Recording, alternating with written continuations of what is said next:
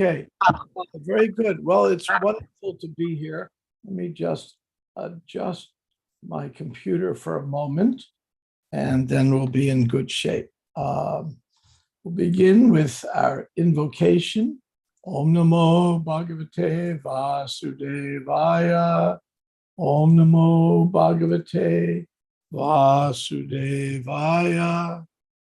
Om Namo Bhagavate Vasudevaya. So, good morning. We have a very kind of interesting chapter to deal with today, and we'll get to that now.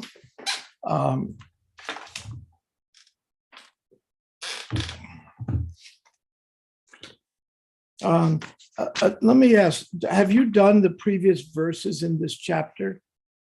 I was assigned a verse, but I don't know if the previous were spoken about. Yeah, we've covered everything. Okay, so you've been going verse by verse in this chapter. Yeah. Okay, so you know the background story, but I'm going to go back a little further to the prior chapter. And before we get to today's verse, in the prior chapter, Indra had really messed up. He tried to attack Krishna and the cowherd families, and Krishna had to lift Govardhan Hill to save them. And after it was done, Indra was very ashamed. And he fell down and lay his helmet upon the Lord's feet. Now, what was very interesting is that Lord Krishna provided a solitary place for Indra to meet him, so he would not be further humiliated. In other words, it's social etiquette. When someone does something wrong and messes up, the idea is we don't humiliate them. Now, there's a verse in the Gita that describes why we don't do that. This is a good segue into what's going on in this chapter. What is a verse in the Gita that says we don't humiliate people who've messed up? And every one of us is going to mess up one way or another. Can anybody tell me what that verse is from the Gita? When Krishna says that even if one does something abominable, they are to be forgiven because they're rightly situated? That is a good verse. I wasn't thinking of that one, but that does do it. But there's another verse that's even a little more direct on this point.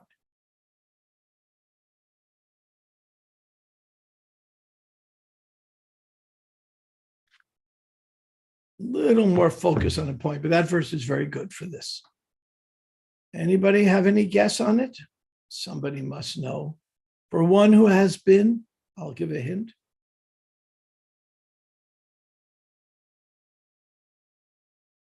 For one who has been honored, dishonor is worse than death.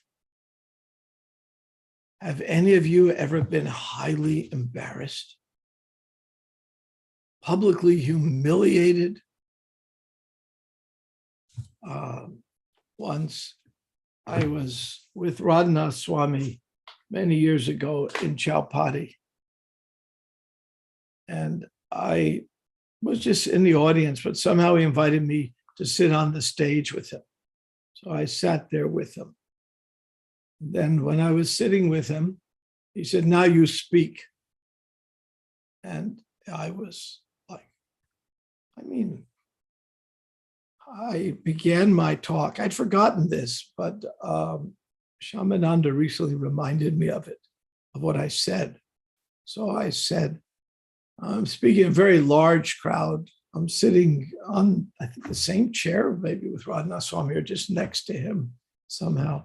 And I said, I've never been so embarrassed in my life, except for the time that I was at Artik and I jumped up and my dhoti jumped down.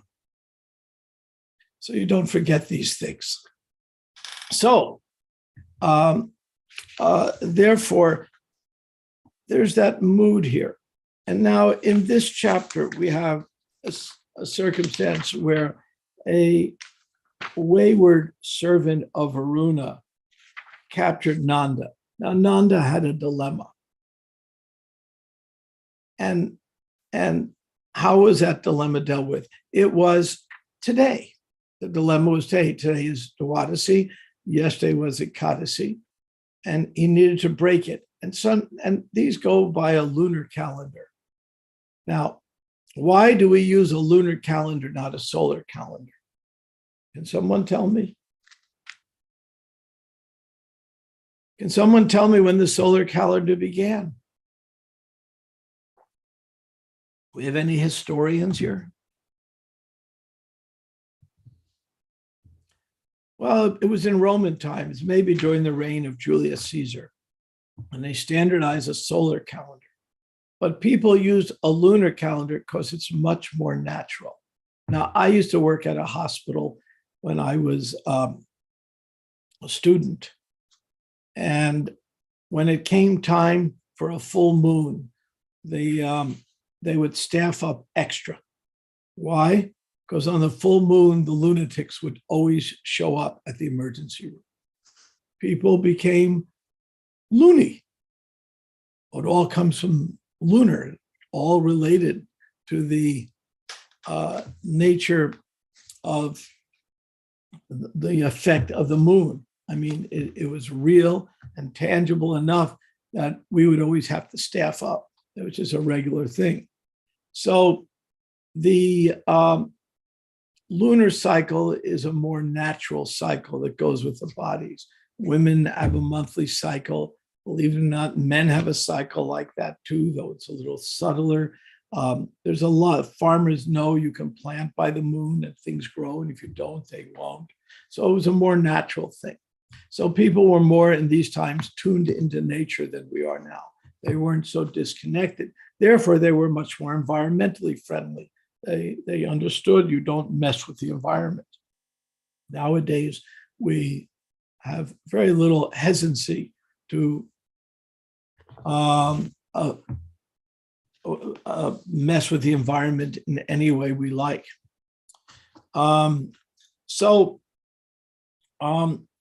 Nanda, Krishna's father, had this issue. It's time to break the fast. But before I break the fast for Ekadasi, I take a bath. But it's an inauspicious time to go in the river. So what do? So he decided, I'm going to go in the river and take my bath because that's more important to break the Ekadasi. And one of Varuna's kind of wayward assistants, even described later on as demoniac, captured him and took him to Varuna. And of course, the other cow herders who were with Nanda, he wasn't alone, were quite upset. Nanda has disappeared under the water. So what do you do when something like that happens? What would we do if something like that happened and there was nothing we can do to rescue the person? We had no ability to do it. What do? We call out for Krishna. So they called out for Krishna. That's the natural thing to do. When they called out for Krishna, Krishna came. And Krishna came and understood right away what happened. And he went and went to the home of Varuna, the god of the water, I guess, is the way it should be described. And when he did that, Varuna was immediately apologetic and immediately said, okay, we're sorry about that. We kind of did the wrong thing. But when Krishna does things, he does things for many reasons. I mean, I like to say, I've rarely met a man who's a good multitasker. Many women actually somehow have that ability for whatever reason. Men tend to be poor multitaskers. The only person I know in what looks like a male form that's really good at multitasking is Krishna. In fact, he always multitasks. He's always doing many things at once. And we see it in our own lives where something happens, Krishna's closing a door to us. When he does, always a new door is opening. Just sometimes we're not paying attention to it. So,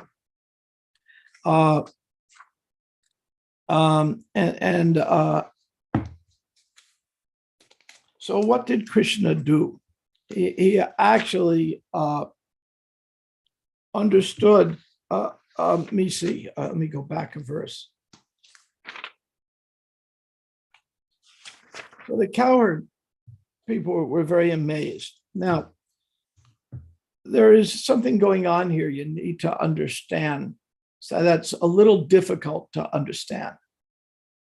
How many of you here, and some of you, more of you, if you can, turn on your camera so I can see you, please. I realize some of you may still be in your pajamas and that may be impractical, but if you can, I'd like to see who's here. When I was a boy, I had a hero. Now, my hero wore a cape and wore his underwear on the outside. Can anybody tell me who my hero was when I was a little boy? A Superman? Yeah, Superman. He was my hero. He was the only one I knew that can get away with wearing his underwear on the outside and be considered okay. What can I do? Weird as it is, he used to wear his underwear on the outside. I think there's still Superman stuff around, and he probably still wears his underwear on the outside. If I went out in the street with my underwear on the outside, I think I'd get in trouble. But he's Superman. What are you going to do? Shoot him? It won't work. So Superman had a disguise, and his disguise was Clark Kent. Now, how somebody can just put on a pair of glasses and people wouldn't recognize him. If I take off my glasses, people still know who I am. But all he did is put on a pair of glasses and no one could recognize him. That always bothered me. I said, these people must be stupid. But anyway, somehow that's how it happened. So to some degree, Krishna's doing the same thing. But he has a potency of Yoga Maya. He can do it. So Krishna can actually be the supreme personality of God. They can be God. And the cowherd men very quickly forget that. He's God, and he shows him he's God. In this chapter, he actually showed him the whole spiritual world. And this was all a setup. So when Krishna brought Nanda back, they wanted to know what happened, and he showed Varuna, and then even the cowherd men want to see it, and he showed them the spiritual world. Then they're back to just seeing Krishna as one of them.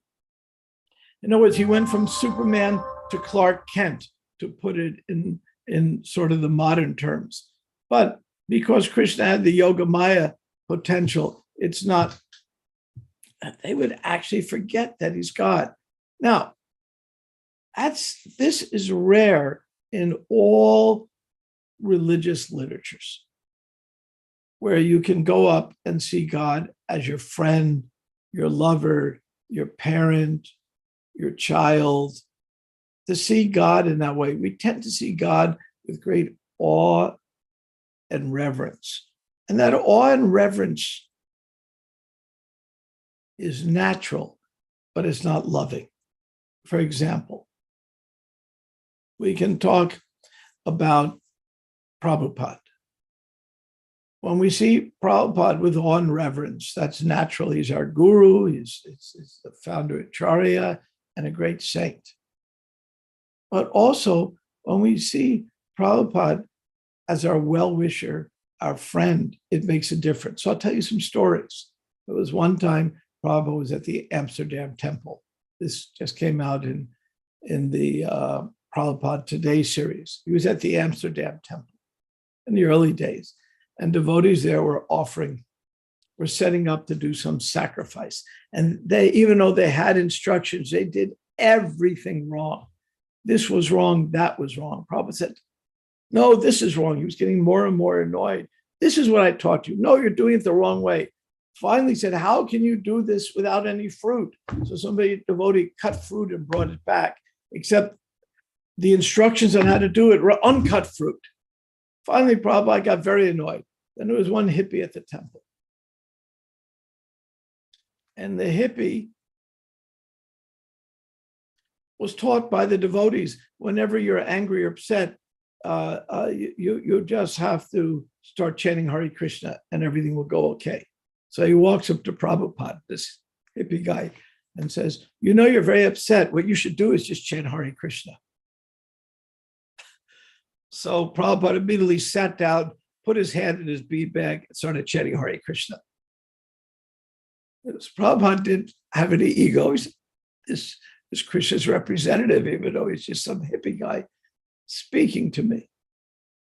So, so what I'm trying to say is we're seeing this bifurcated view of seeing Krishna in this chapter, seeing him as God and then seeing him as one of them.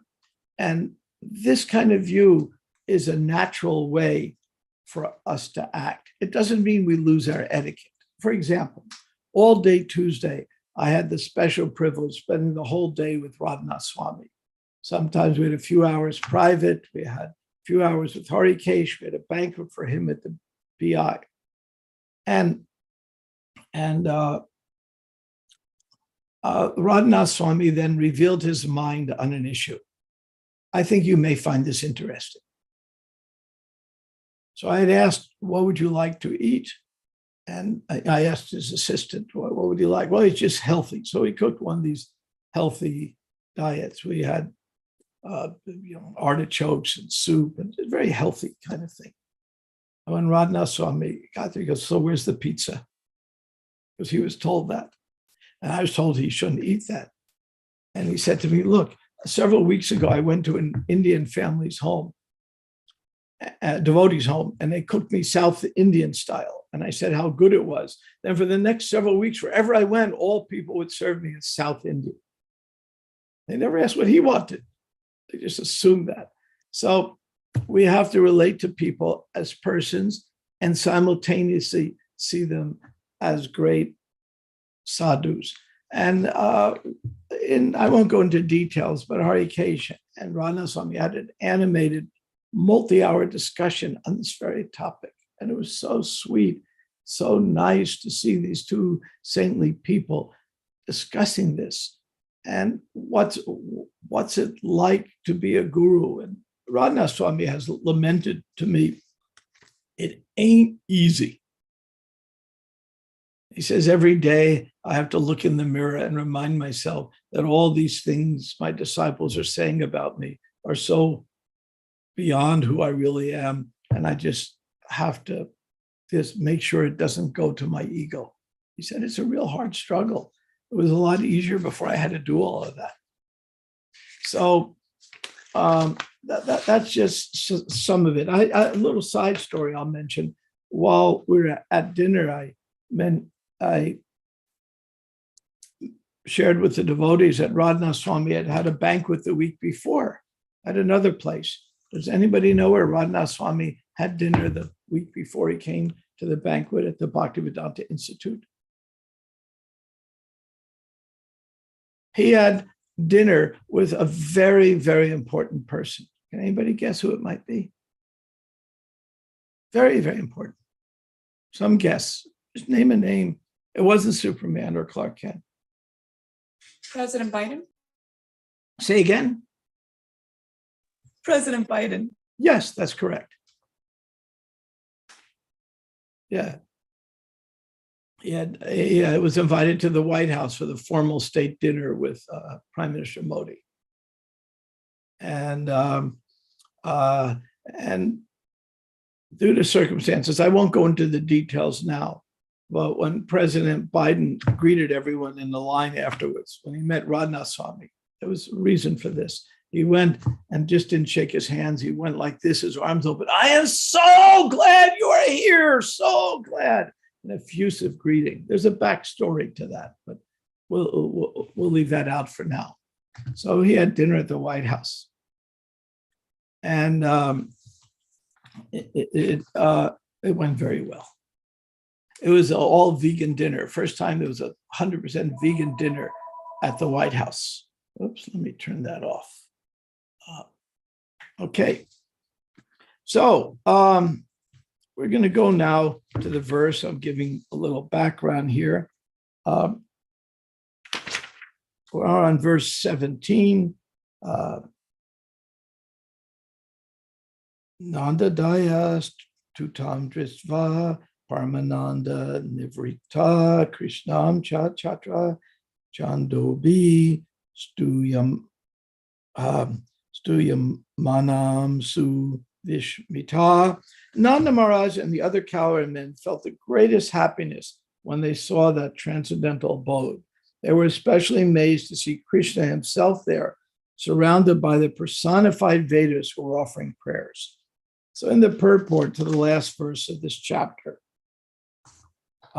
read parts of it. Although the residents of Vrindavan considered themselves ordinary person, Krishna wanted them to know of their extraordinary good fortune. Thus, within the lake in the Yamuna River, the Lord showed them his personal abode.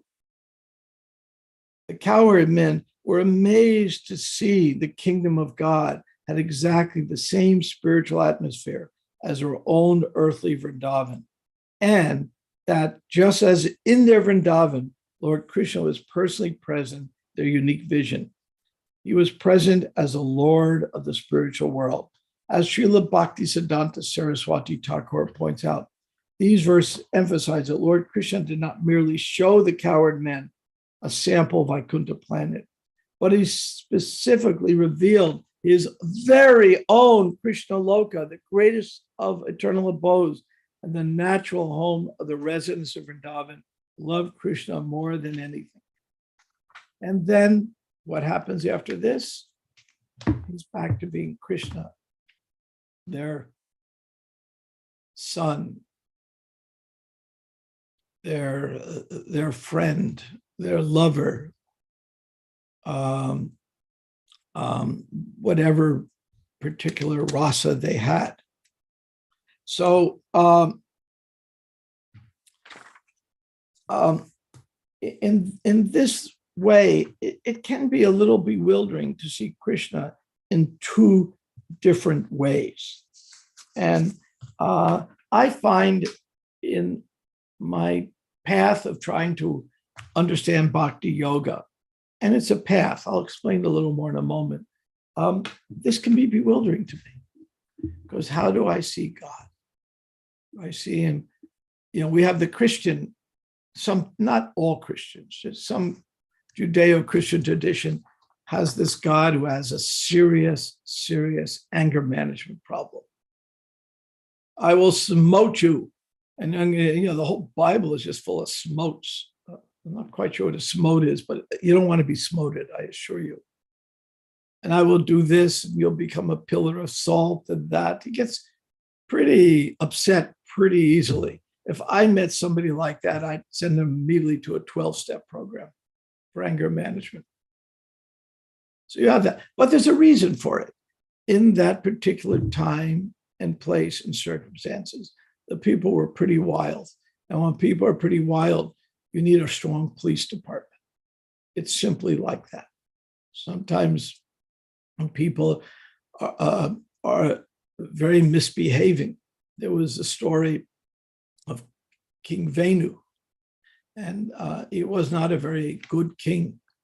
And the Brahmins then cursed him to die, because he was really messing things up very badly. And the Brahmins had that authority and power. But when he died, there was no replacement. And then what happened? There were riots all over the place. Hridayanand Maharaj was actually in Beverly Hills, California, at a flat his parents had given him, writing this very part of the Bhagavatam that we're reading now, when the Rodney King riots occurred. And he told me that that chapter about King Venu and how clouds of dust came and all, he said, after the king died, there were so many rogues and rascals, and this was thousands of years ago, I mean, but they came out of the just the woodwork, and there were huge clouds of dust as the rogues and rascals went to try to pillage the town. And then the Brahmins had to do something quick and create another king. That's another story. They did the needful. But he said he stood on the roof of his apartment and watched as clouds of dust, as rioters were descending, getting closer and closer to Beverly Hills. Clouds of dust. He said, now I understood that part of the Bhagavatam. I actually witnessed something like that happening. How shocking it was. And then he could see rows and rows of policemen standing there guarding. And eventually the riot had subsided. But when there's great people are misbehaving, sometimes there has to be a strong presence to stop it. So my understanding of Old Testament, when people were kind of not very advanced spiritually, some were, and like the Old Testament, there's a lot of bhakti in there in Deuteronomy. I mean, you find love the Lord with all thy heart, with all thy might. There is the bhakti verses, but the setting was pretty crude. And sometimes it had to be the relationship with God, had to be the fearful side, because without fear, people wouldn't act. Just like people who have a very bad criminal mind. Sometimes they have to have some fear induced in them, otherwise they'll go on a rampage. These things happen. So we have God as that fearful person, and that carries over. For example, in not all Christianity, but some modern Christianity, you can be sent to hell for this crime, an unusual crime. It's called a thought crime. What's a thought crime?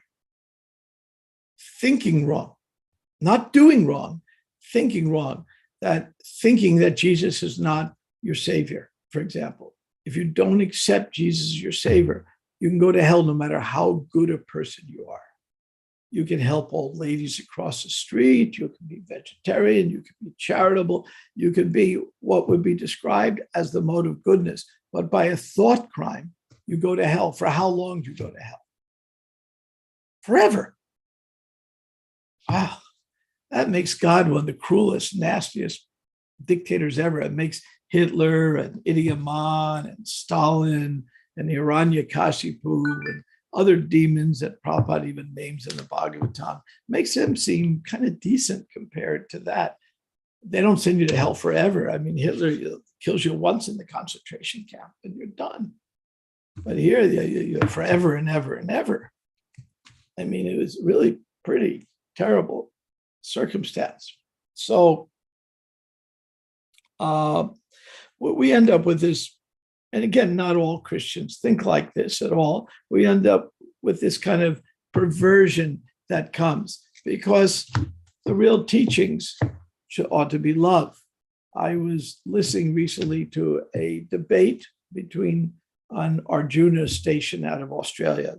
Anyone who hasn't heard his talks, I forgot the name of his show. It's a very, very good show.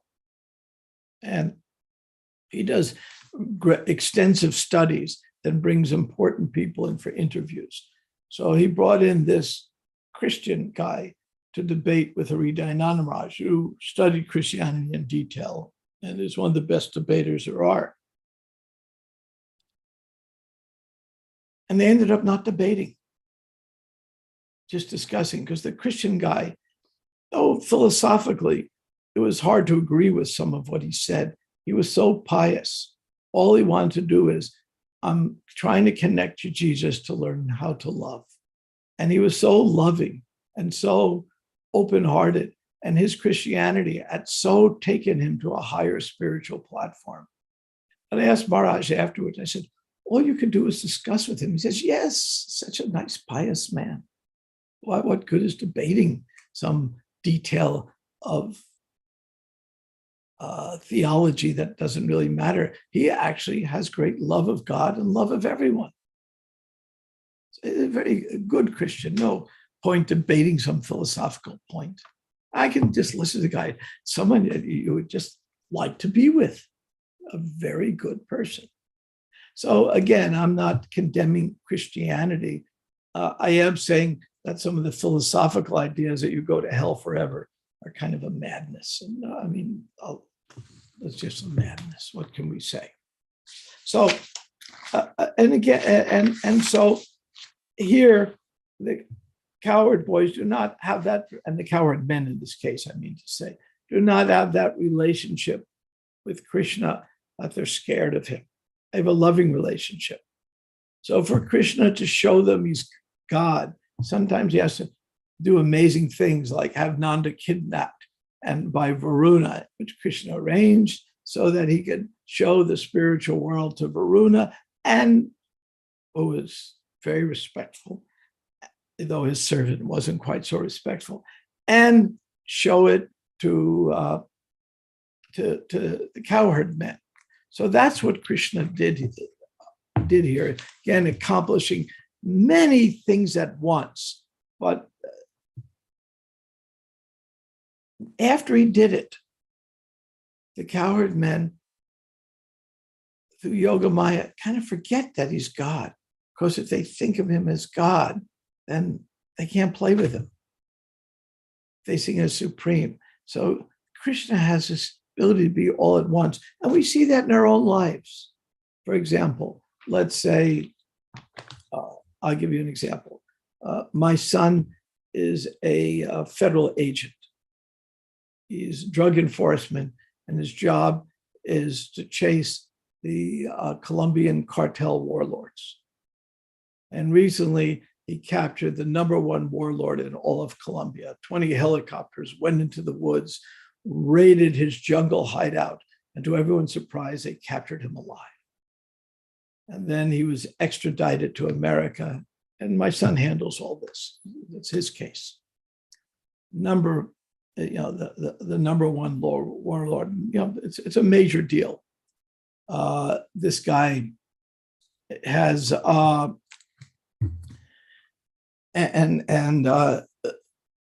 this guy has killed more people than you can count. One of a very, very demoniac person. So my son has to capture him, and helicopters coming in and guns shooting and blah, blah, blah.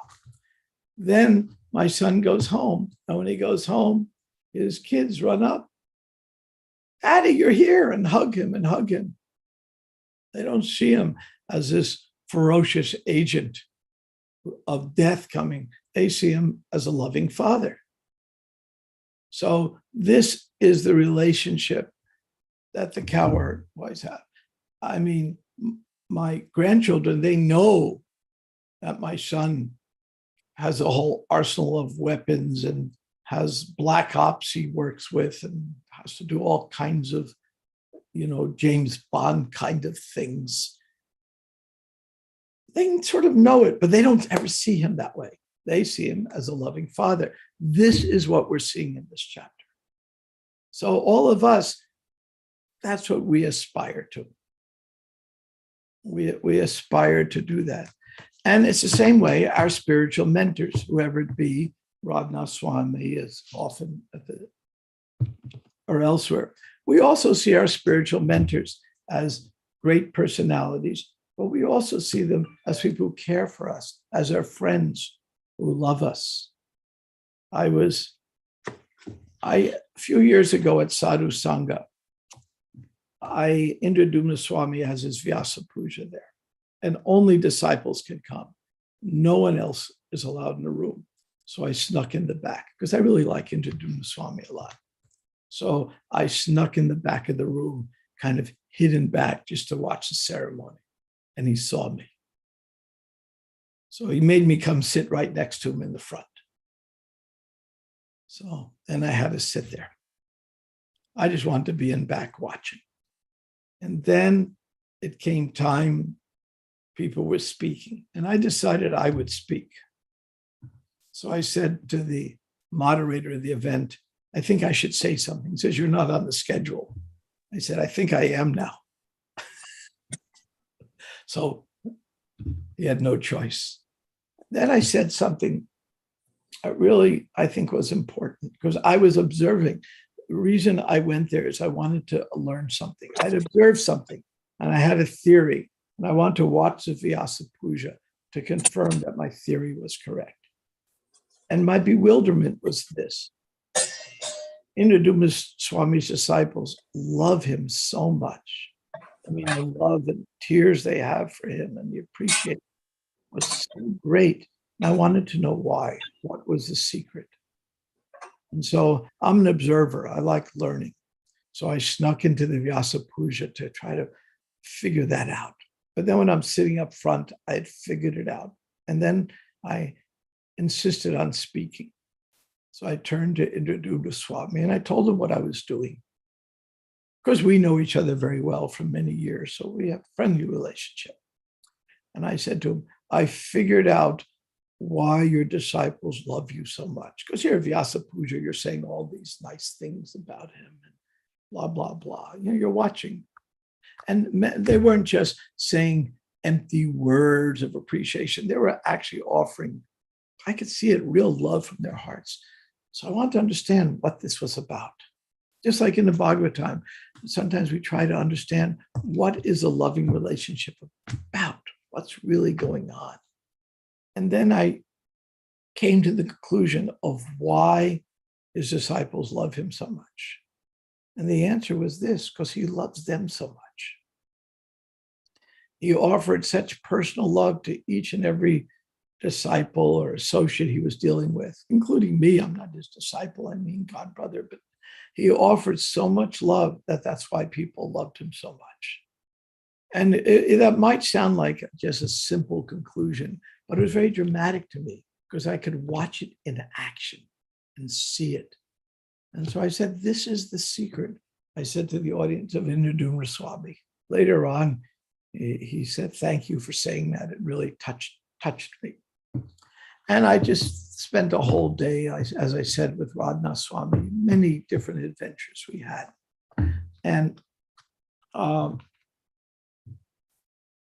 it's the same thing. I'm watching interactions with disciples. It's these loving relationships. It's not the fearful relationship. Oh, somebody's in a high position. I'm in a low position. What makes the Krishna movement work is, in fact, the loving relationships. And that was my experience with Prabhupada. We can say, when I met Prabhupada, I wasn't a devotee at all. I was just, a high school teacher wanting to know more. Went to India to try to understand the Gita and decided to go from the inside out as a high school teacher. So when I met Prabhupada, I was respectful, but I wasn't obsequious. I wasn't even offering obeisances. I just wanted to know more. Prabhupada liked that. Saw that I really wanted to know something. And so there was one wonderful story about this from Harikesh, to give you an example of the loving relationships. There are two stories. One time, some of you may know this story, Prabhupada, doctor said he shouldn't eat so much rice because Prabhupada had blood sugar issues. So Harikesh was arranging his meal every day and he brought Prabhupada lunch. Prabhupada goes, where's the rice? And he said, I'm sorry, there's a strike in Bombay. There's no rice. There's a big strike. And this went on day after day. Every day Prabhupada had asked for the rice. And every day Harikesh would twist the truth a little, say there's a strike. Finally, one life member came to visit Prabhupada. And this is all done out of love, so it's wonderful. And the life member, Prabhupada asked him, so what's this strike going on with rice? I mean, how long is this going to go on? And the life member goes, what strike? There is no strike. So he said, I want you to bring me a bag of rice, but wrap it in something else. I don't want anybody to see what it is. And he brought a bag of rice to Prabhupada, and Prabhupada hid under his desk. The next morning, Harikesh comes in and Prabhupada goes, what are you going to do for lunch today? Oh, this, and that. What about rice? Oh, there's a strike.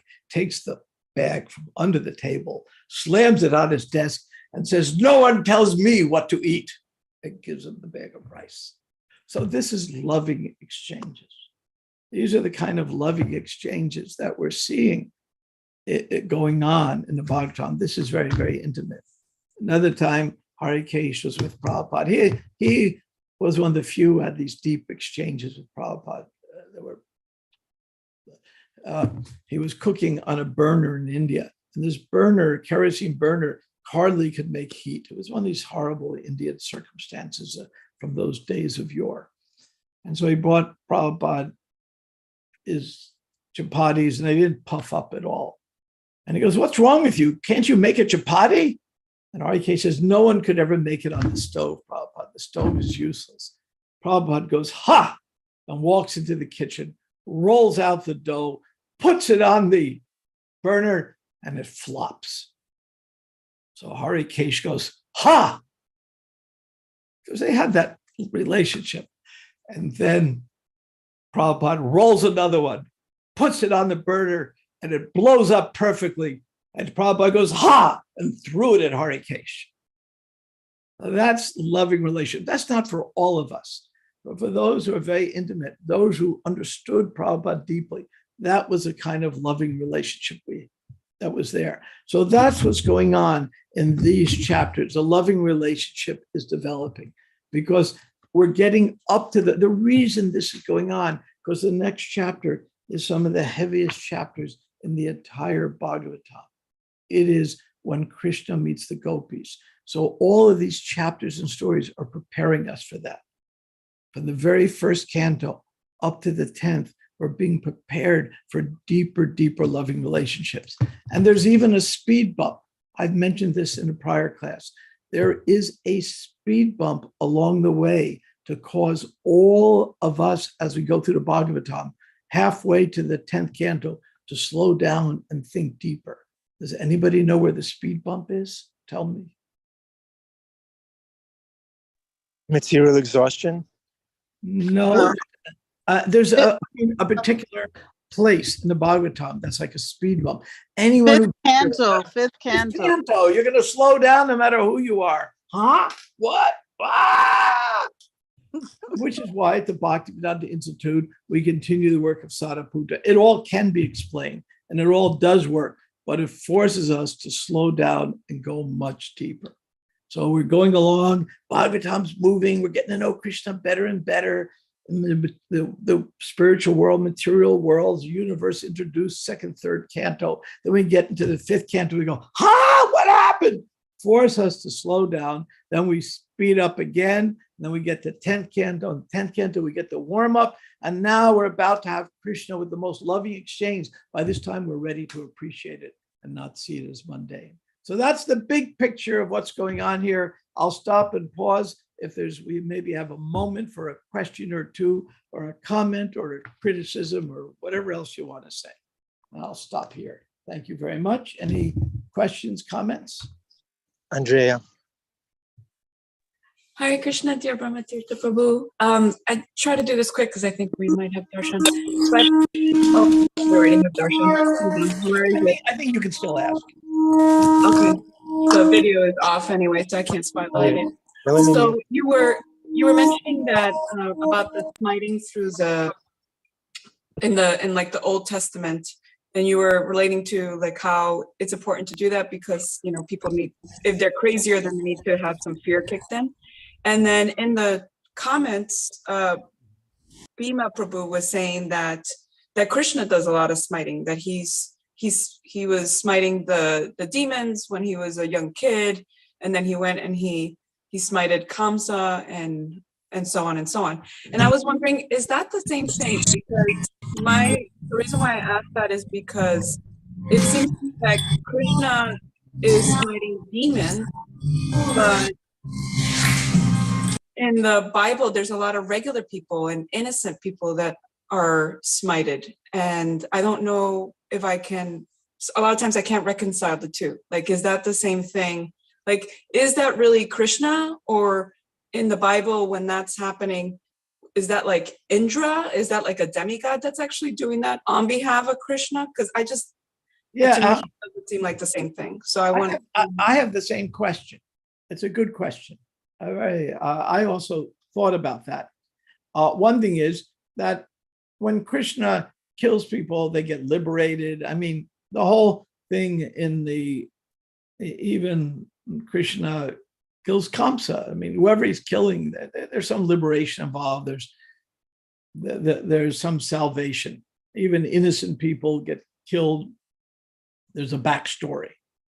When we get to the Bible, sometimes, I mean, there was one story that really freaked me out. I think it was, if I remember correctly, Moses' brother. Moses couldn't enter the promised land for various reasons I won't go into, but he couldn't. So they're camped right outside the promised land, which is now Israel and Palestine area. And so he sent his brother in to conquer a village, and he was told, kill all the and someone is at the front door. This is weird. My doorbell's ringing. 1 second.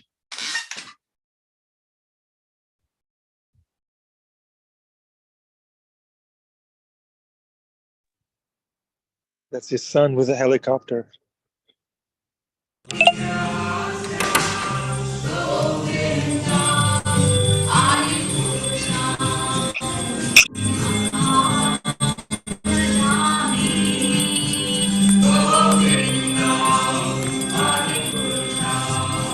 Sorry about that.